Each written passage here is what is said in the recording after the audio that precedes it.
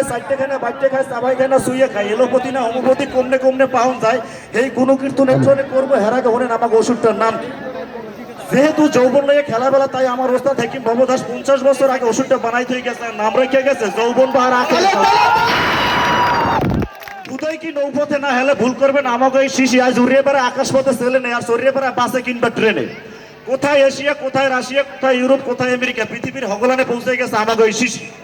যারা ইতিমধ্যে আমেরিকা, মাদ্রাস, চেন্নাইয়ের বাবুলকান্দিতে শুরু করে সিঙ্গাপুরের এলিজাবেথের হাসপাতালে 12 দৌড় ঘুরিয়া জীবন হাসপাতাল লয়ে গেছেন, দাদা ভাই কোটি টাকা নষ্ট করে গেছেন, রোগ ভালো করতে পারেন নাই, তারা চলে আসেন এই শিশিয়ালার কাছে।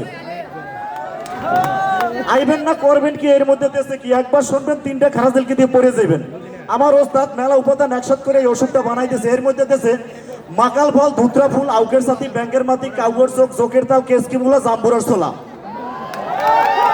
অনেকেই প্রশ্ন করবেন দাদা ভাই আপনার এই ওষুধে কি কি রোগের উপকার করে? কোন ওষুধই সব রোগের উপকার করতে পারে না, আমার ওষুধে সব রোগের উপকার করতে পারবে না।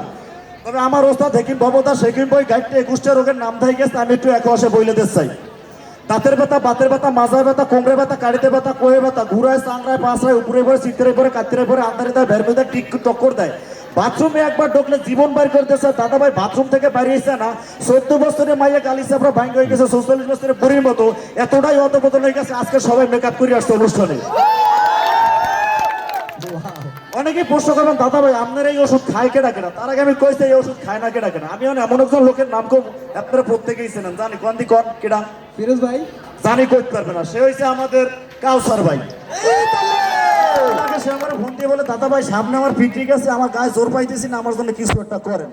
একটু ফাইল পার্সেল করে বাড়াই, তার মাঝকে দেখেন দাদা ভাইয়ের পারফরমেন্স। অনেকেই প্রশ্ন করেন দাদা ভাই আপনার এই ওষুধ, অনেকে প্রশ্ন করেন দাদা ভাই সবই তো বুঝলাম আপনার একটু ফাইলের দাম কত? আপনারা যেহেতু আপনাকে অনুষ্ঠান আজকে করে বলাই একটা সম্মান দিয়েছেন, আপনাকেও একটা সম্মান দেবো। কোম্পানির প্রচার রেট 1000 টাকা, কোম্পানির প্রচার রেট যেহেতু 1000 টাকা, আজকে এই দামে বেচবো না। 1 কাটতে সিগরে যাবেন না, ফেরত যাবেন না। 100 টাকা 100 টাকা 100 টাকা। দাদা ভাই এক ডোজ করে দেখে যান, একটু ফাইল নিয়ে যান, এক ফাইলই যথেষ্ট। অনেকেই প্রশ্ন করতে পারেন দাদা ভাই আপনার এই ওষুধের সহযোগী মহিদুল লোকেরই উপকার করবে, কোনো মহিলাকে উপকার করবে না? কেনা কইছে অবশ্যই করবে। যে সকল আপনারা মনে করেন আপনার চিকন চাকন শরীর, আপনি দেখতে অত্যন্ত সুন্দরী, আপনার জিরো ফিগার, আসলে আপনার না, আপনি হচ্ছেন রক্ত শূন্যতার রোগী।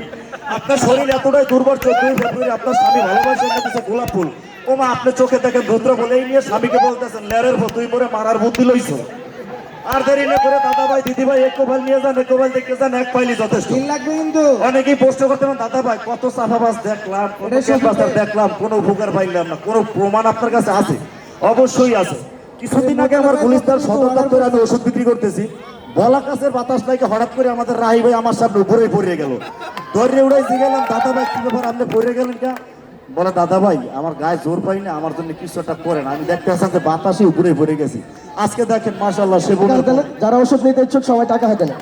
অনেকেই প্রশ্ন করবেন দাদা ভাই আজকে অনুষ্ঠানে আপনি ওষুধ বেচে গেলেন, এরপরে যদি ওষুধ লাগে আপনার পামো কই? আমারে পাইবেন বিশেষ করে ঢাকা শহরের বিভিন্ন জায়গায়, যেমন মিরপুর 1, 2, 10, আগ্রাগাঁও, তালতলা, কেজিরপাড়া, সরাপাড়া, কল্যাণপুর টেকনিক্যাল, শ্যামলী, পল্টন, শাহবাগ, গুলশান, উত্তরা, বারিধারা, মহাখালী এয়ারপোর্ট, রামপুরা, মালিবাগ, বাড্ডা, হাতিঝিল, মতিঝিল, টিকাতুলি, দোলাইখা, যাত্রাবাড়ি, সায়দাবাদ, গুলিস্তান আমার সদর দপ্তর।